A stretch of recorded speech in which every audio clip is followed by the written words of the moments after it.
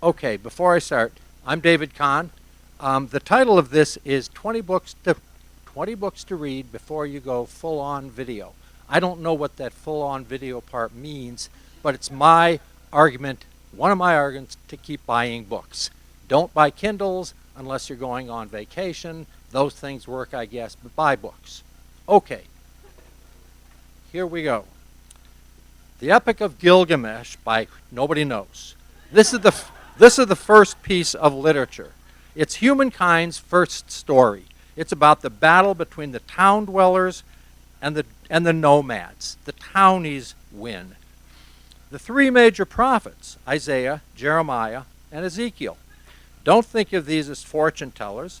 Think of them as your conscience raging at you for being such an ass. Appreciate the language. Paul's letter to the Romans. Here it is. Christianity in 16 verses. Maybe better, Christianity as it should be, as it was once. All you need to know about how to live really is in here. The Consolation of Philosophy by Boethius. If you can buy the argument, it's a consolation for this age too. The true happiness and true goodness are the same. That's fortune's wheel in the picture. Don't trust yourself to fortune's wheel. There's my man, Geoffrey Chaucer. I'm sorry, but you have to read this in the original Middle English. Otherwise, you miss the good stuff. It gets easier. It gets easier. And by the way, that was the single best book in all of literature. Pride and Prejudice by Jane Austen. Study up on your irony before you begin. She called it her small piece of ivory. I don't know what that means, but it is. The Overcoat by Gogol. Gogol's the only writer to appear more than once here on this list. Whether this is the greatest short story ever written, I don't know. But it'd be right up there and probably get my vote. Dead Souls by Gogol. Word is, all of Russia appears in the novel, first of a planned trilogy. Fortunately, he never finished 2 and 3. If I had more time, I'd tell you why. Not why he didn't, why it's fortunate he didn't. A book of George Catlin paintings. He painted the West before we Easternized it.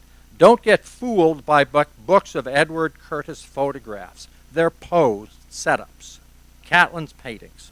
Great Expectations of the Pickwick Papers by Charles Dickens. You get to choose here. I'm letting you pick because you can't go wrong with either one. I'd nudge you toward Great Expectations, but that's just me. Pickwick Papers is funnier. Moby Dick by Herman Melville. Maybe more than you want to know about whales, but it's a great story, right, Dagmar? And a great comment on the connections between humans and the world. The Adventures of Huck Finn by Mark Twain. Having read the previous, you can now read the other novel in the running for Great American Novel. Whether or not this is the Great American Novel, I don't know. But for sure, Twain is the great American author. A couple books by P.G. Wodehouse. His aim was to write one book for every year of his life. He lived to 93 and he made it. Pick any Jeeves and Wooster book, you can't go wrong. Once you finish, you'll want another. The Lord of the Rings trilogy by Tolkien. My daughter insisted I include this or The Hobbit, and she claims it's the first fantasy genre. I do everything my children tell me to do. Waiting for Godot by Beckett. When you finish, we can meet for coffee and figure it out together.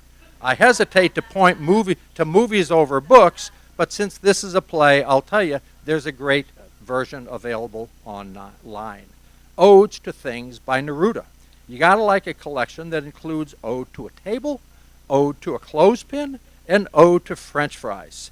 I'm a prose guy, not a poetry guy, but I thought I should include at least one poetry collection. Dubliners by Joyce. Ulysses is too much, Portrait of the Artist is too odd at the start, and figuring I really should include some Joyce, I chose this collection of stories. I like that cover too. The Comanche Empire by a Pekka somebody I can't pronounce.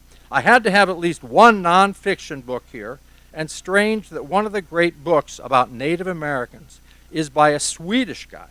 That just shows you how much we here in the U.S. value our Native American history. The Way to Rainy Mountain by N. Scott Momaday. Read this with a friend. It's a quick read, but study it. Read it twice.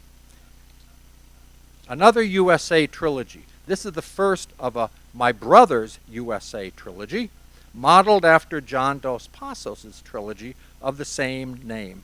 I told him I'd tout his books. My brother, not Dos Passos. Dos Passos is dead. They're pretty good, I think. Though probably this will be the only time he will be linked with Chaucer, Dickens, Gogol, and Joyce. But give him a break. Send his Amazon number soaring. Thank you.